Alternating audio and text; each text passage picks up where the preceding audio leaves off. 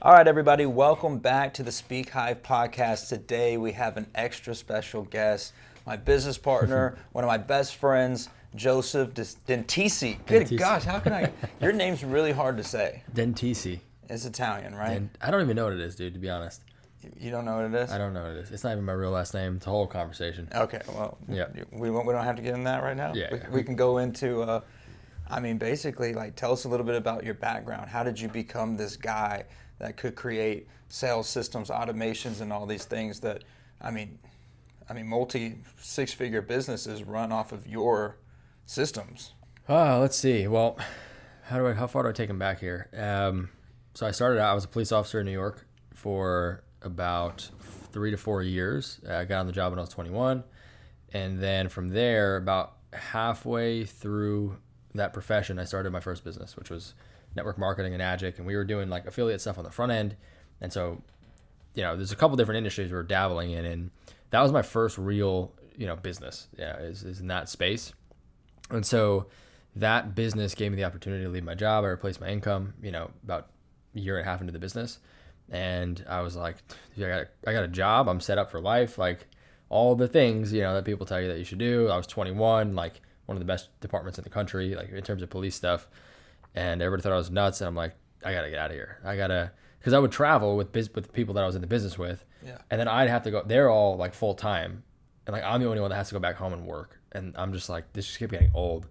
I'm like, dude, I gotta get out of here. I gotta leave. I want to be able to travel. I want to live free. I want to do all that stuff. So I was doing well in the business, and I was making about six figures a year in the business. And so I was like, I gotta go, and I left. Probably the hardest decision I've probably made to this day. Like I think, just because at that time of how like new I was in entrepreneurship, like it was just a very hard decision with such a sturdy career, So. Yeah, and then that kind of just led on into we ran that business for a couple of years, and we were in the affiliate marketing space, and I was a part of a company, and we did well, man. We did well, and then pretty much from that industry we ended up pivoting and getting into consulting. Like that company, I was brought on as an equity partner in that initial company, and we scaled it up.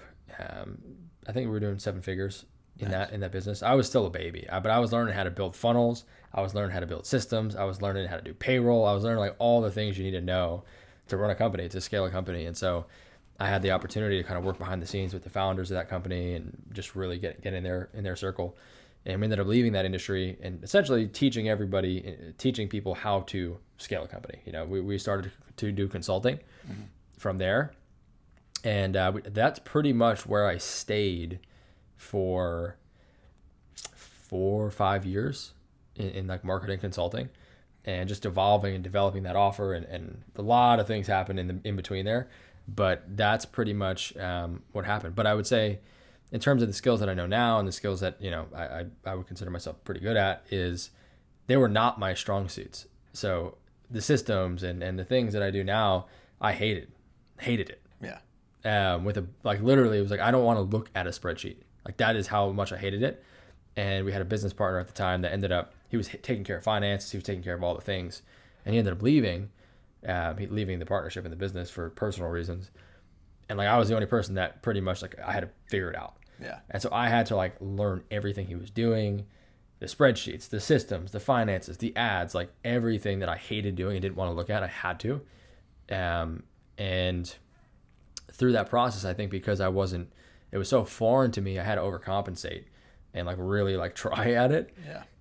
And I started to get good at it. And then I started to like build stuff. I'm like, dude, this is awesome. Like I could just create something from nothing and like really build a proper system. And then I started to like take a liking to it. And that kind of developed into a lot of the things I focus on now. So yeah, man, something about putting your back up against the wall sometimes. Yeah. Sometimes I have to purposely do that to myself to get me to do things that I don't want to do. Yep. And I think this kind of sounds like what happened to you. I didn't have a choice, man. So you didn't have a choice. You made it happen. You're working with this business, scaling it up, 7-figure business. You're living in Scottsdale at this point. Yeah. Me and all my business partners, we were living in Barcelona for about 3 months. Mm-hmm. And that's kind of where we started we started to wrap up one of the companies we were running, and we were going to then start consulting. And we moved to Scottsdale, and that's pretty much where we launched like the consulting business. Okay. And so a lot of people that are a part of Speakhyve and watch this podcast, they're kind of wondering how we met. You know, so when did you know, I tell them all the time we met through IBIY, which is a company that me and you mutually are a part of. But when did you meet Braxton, who is the owner of the founder of IBIY? How did that all come to be? Yep. So I moved to Scottsdale. You know, I had a mentor in Scottsdale that I invested in their program. Like I became a part of, you know, their community, and I became friends with them. And they were like, dude, you got to move to Scottsdale. Like entrepreneurs are out here. The weather's beautiful. Like it's amazing. So you're really big on mentorship. Oh, dude. It sounds like. I've spent over 6 figures on mentors. Yeah. Okay. And I can't wait to spend more, to be honest. Like that's, you know, that's the quickest way to get a return. It's a cheat code. And so, yeah, so they convinced me to move here. I'm like, okay, I'm all in. So as soon as we were out of Barcelona, I'm like, I got an idea, boys. And it was literally like 5 of us that were living there, all in business together. I'm like, and I pitched them all in Scottsdale. I broke it all down. I put a presentation together. I'm like, this is why we got to move to Scottsdale. And they were like, all right, let's go. All 5 of us moved out here. It's good to have friends Right like out that. here. Oh yeah, I know. And dude, it was amazing. It was a really fun time. And so yeah, we're in Scottsdale. I don't remember exactly how long into being there. Maybe like we might have been there for a year, maybe 6 months. And I get a DM one day from a dude named Braxton. Never heard of him before. Don't know who he is.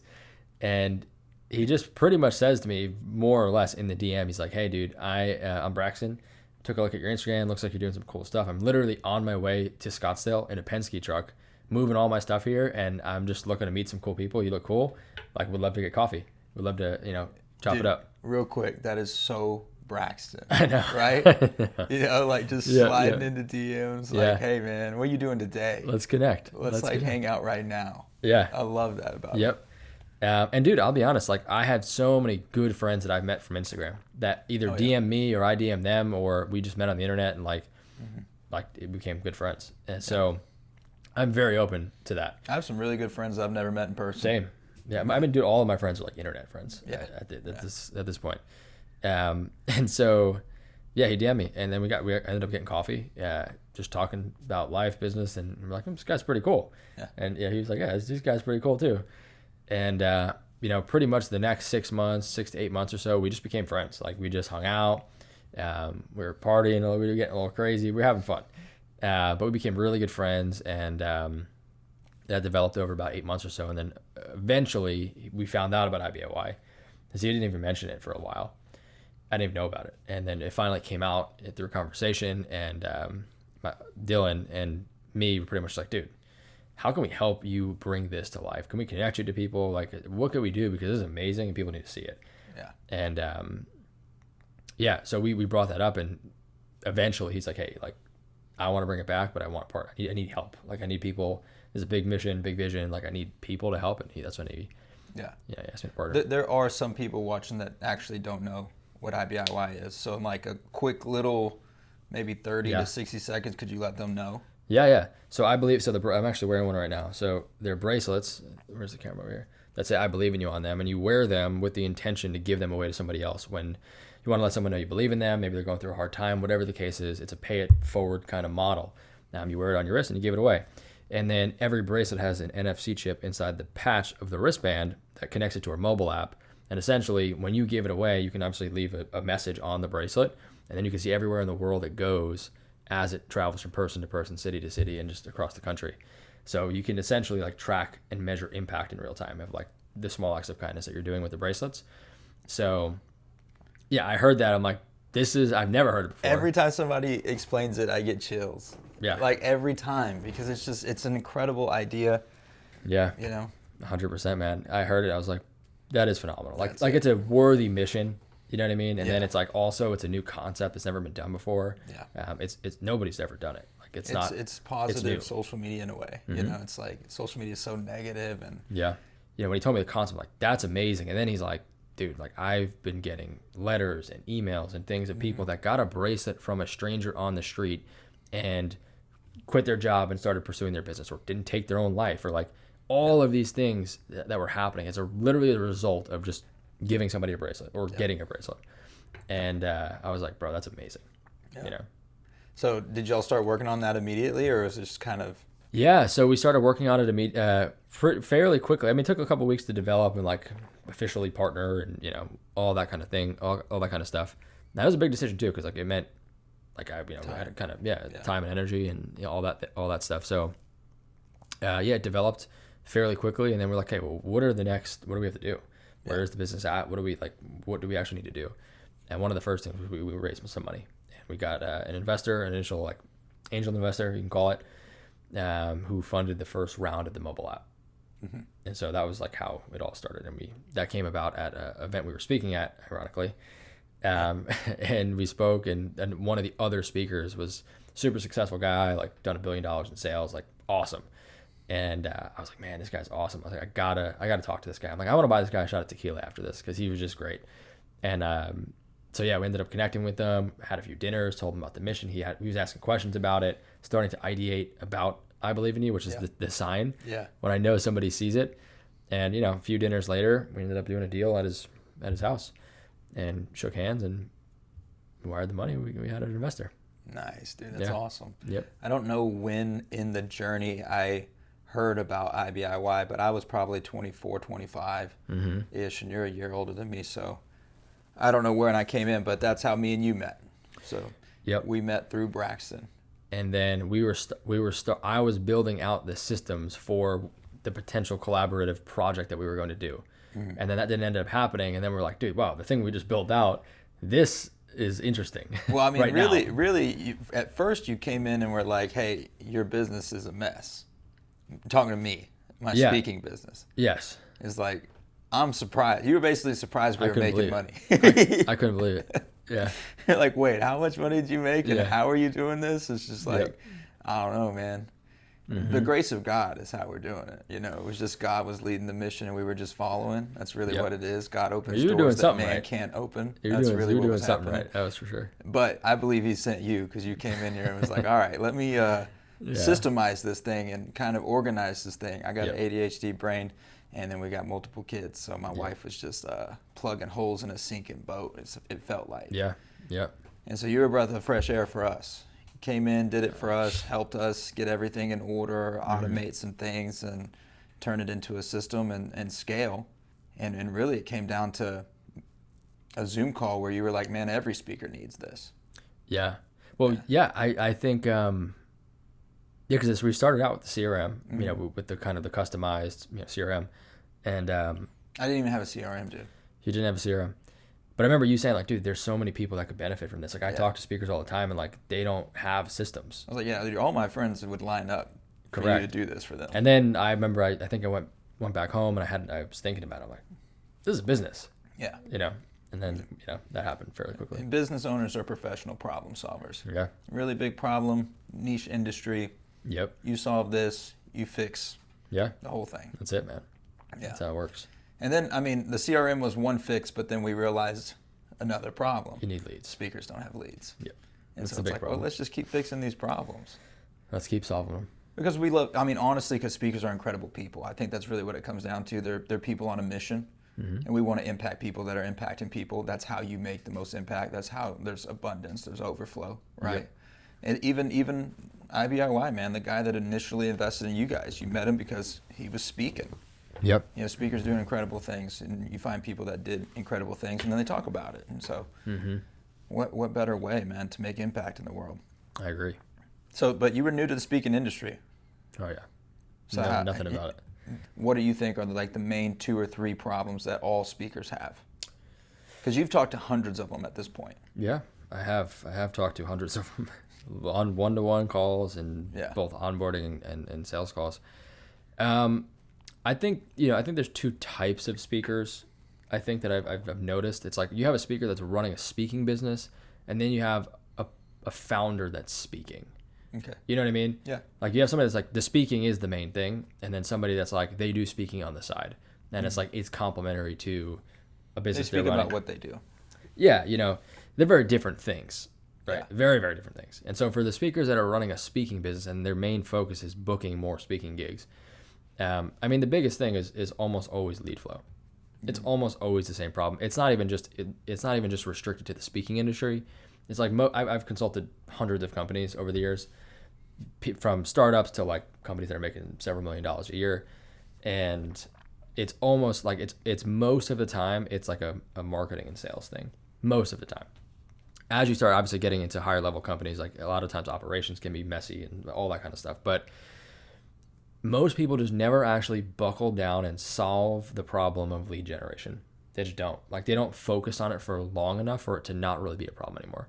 Yeah. And then they never can fully move on to solving the next problem in the business, which is typically going to be sales. And then you go on so on and so forth. So it's leads, man. It's like people get leads sometimes. Yeah. They get a trickle of leads. They don't get a flow of leads. And so that, cascades to the back of the bottom line, their revenue. And it's like, it's wonky, it's spotty, it's not where it needs to be.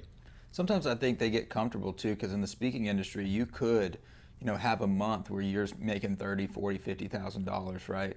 And so you're like, I could do this, man. This is great, right? And then the next month you could make nothing, literally nothing, right? Because you're not consistent with your lead generation.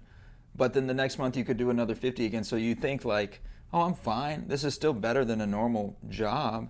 And so you get comfortable in the uncertainty. Yeah. And then because you meet some speakers that come on, they're like, well, I've made this much, I don't need this. And it's like, dude, but you're still kind of living paycheck to paycheck in a way. You're stressed all the time, and you're still on this call with this because you really need leads. Yep. Right. I just, even me in the beginning, it's like, man, I have a successful business, but I'm tired of like searching for every single gig, Mm-hmm. It's just exhausting having to hunt for every single meal like that. Yeah, it's tiring.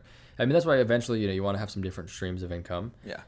As a speaker, because it gets taxing, just due to the nature of the business. You want to have some, and like for you, it's Speakhive. For other people, it's consulting with companies and coaching people and, sales of courses and whatnot. But, lead flow, if there is a speaker that solves lead flow, meaning they have an abundance of leads coming in, then most of the time, not always, they are completely overwhelmed and stressed because they don't have the systems like to manage those things, and like they're freaking all over the shop, and you can't even pin them down for like a call because they're so everywhere. They're doing so many things, and so yeah, man, it's like it's really a formula. Like it's like you have to get enough leads, and when you have enough leads, you have to make sure your sales process is dialed in. Then when your sales process is dialed in, like you make sure that your fulfillment, you're like fulfilling your services, and your back end is optimized. And like you got to do those things. If you're trying to solve problem B, C, D, and E, but you haven't solved problem A, I mean, you're just going to continue to struggle. Yeah. Well, a lot of speakers are speakers, and they're not really business owners. Correct. That's really what it comes down to. Yep, 100%. It's a whole different thing. But you have to learn to be a business owner. Yeah. I'm learning a lot. I'm learning a lot working with you. Yeah. Of course, you can be entrepreneurial. You can have an entrepreneurial mindset, right? But still not be like a business owner. Yeah. Because entrepreneurs can make money here and there. They can make money selling this thing, coaching here and there. But that's not really a system. That's a business. That's something that's scalable. I know a lot of entrepreneurs that are not really business minded in a way. It's hard to explain, but you get what I'm saying, right? It's totally different. It's a different thing. Having a vision and then executing on that vision and running a company well is very different. Yeah. I mean, you have so many different things. Like if you're a speaker, you learn to get really good at speaking, but you're not necessarily good at finance, operations, marketing, sales. Like there's so many disciplines that you have to become good at to be a good CEO, a good like owner and founder of the company. Oh, yeah. Anybody, honestly, anybody, and I mean this from the bottom of my heart, dude. Anybody that thinks that they are organized and they have their stuff, they have all of their Google Excel sheets and all that stuff and their projections together, I just want to show them what you got, dude. I really do. I know it would blow their minds. Probably, like you think that you're organized? Let me show you Joseph's. Let me show you his stuff. Like every little thing, bro. I mean, every login to the company on a sheet, every projection, quarterly projections, every number. There's not a number that you don't know. No. In our business, there's not a number that you don't know. No. Here's how many calls were taken. Here's how many people move on to the next call. Here's how many canceled. Here's how many we should close. Here's how many, there's like 50 different numbers and metrics that you have, and you know exactly what we should get. If we put this much input, we'll get this much output. You know all that, dude. I know. It's pretty crazy. I don't even know how it happened, dude. It's just like over time, I think I've learned, I've learned so many things over the years of making mistakes and just doing dumb stuff. And like over the years, I've built up like, at every stage, like I've gathered certain nuggets Yeah. You know, like, okay, I already have 5 tracking templates that I got from this other mastermind I invested in. And then I invested in this other thing, and then I built this system. And like over the time of like 6 years, it's finally like all things align, you know, and I just I have like all the tools, I feel, at least for now. It'll change. Well, I feel like you should just like never stop. No. You know? Like, Never. I mean, dude, every level there's a different problem. Yeah. You know, and there's different skills you got to learn. And yeah, like what got us here won't get us to, you know, where we want to go. So there's some speakers that are watching this and they're like, yeah, that sounds exhausting. Yeah. Okay. Like that just like, that sounds great that you're doing that, Joey, but like as a speaker, some people are watching like, I can't do that. What do I do? You know, what do I do if I'm not that type of person? They're a type of personality like mine, you know, not very organized. Like, how do they do this?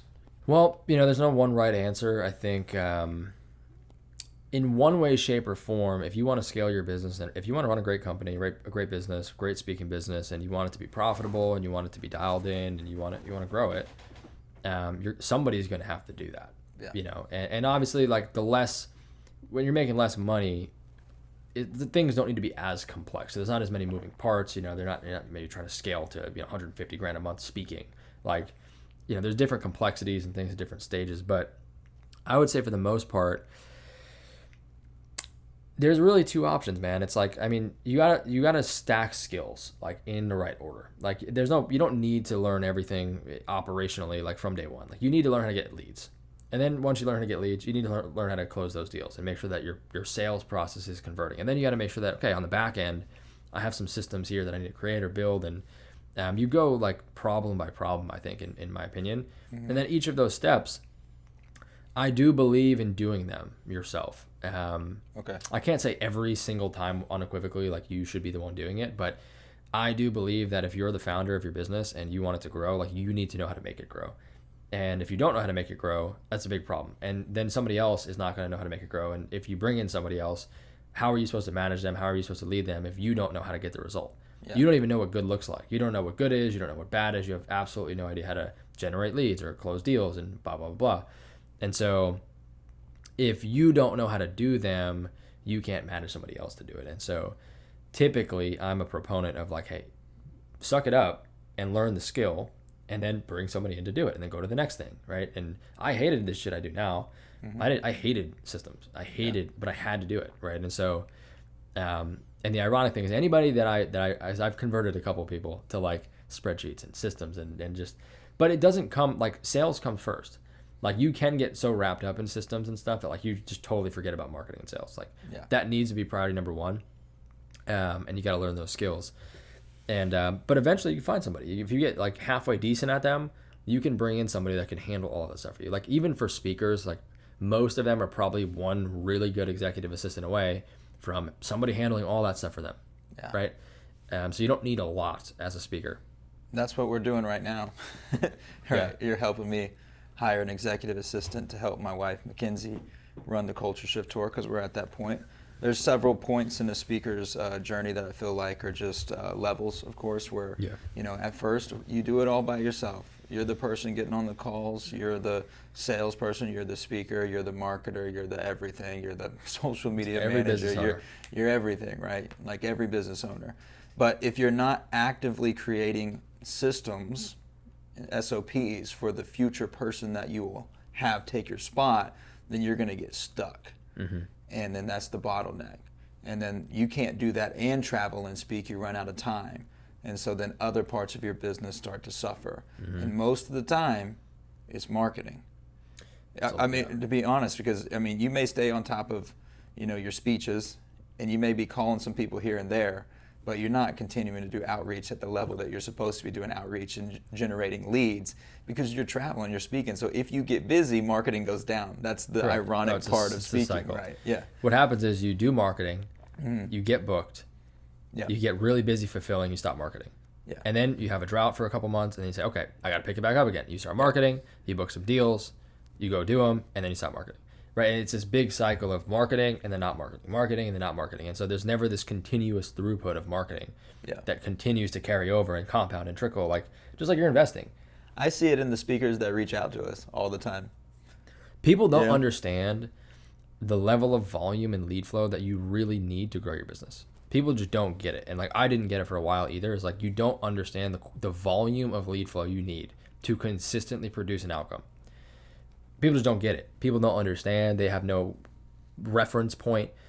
To give you an example, it's always more than you think. Like, it's always typically... Mine's 1,000 to 1 sometimes. It requires more energy, more volume, more effort than you typically anticipate.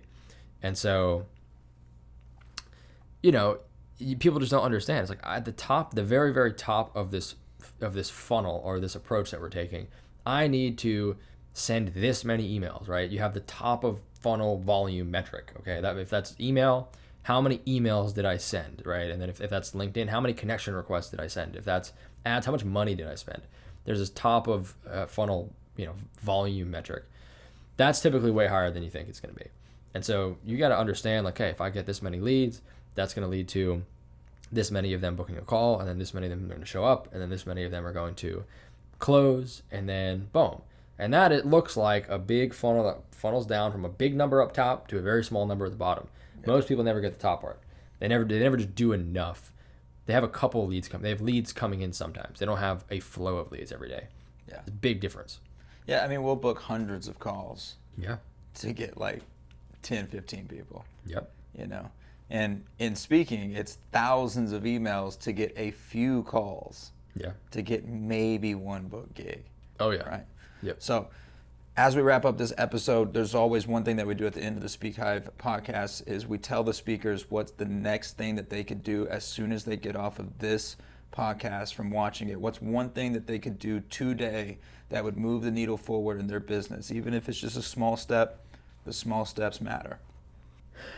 I would say you need to spend, anybody watching this, if you're not where you want to be in your business, and most people never are, because you're always, if you get there, you're going somewhere else. Like, you're never anywhere that you want to be ultimately, right? It's like, yeah. That's just kind of how it is. But if you're really struggling in your, not even if you're really struggling, if you want to just grow, if you want to get more gigs, you want to get more leads, whatever the case is, what you need to do is you need to spend time analyzing your business and figure out what is your biggest constraint right now. What is the number one bleeding neck problem of the business right now? Okay, and it's typically very easy to figure out. You can typically reverse engineer it, ask yourself one question. How many gigs did you book last month? How many sales calls did you book last month? How many leads did you generate? Okay, and that's pretty much going to be, you need to assess those things.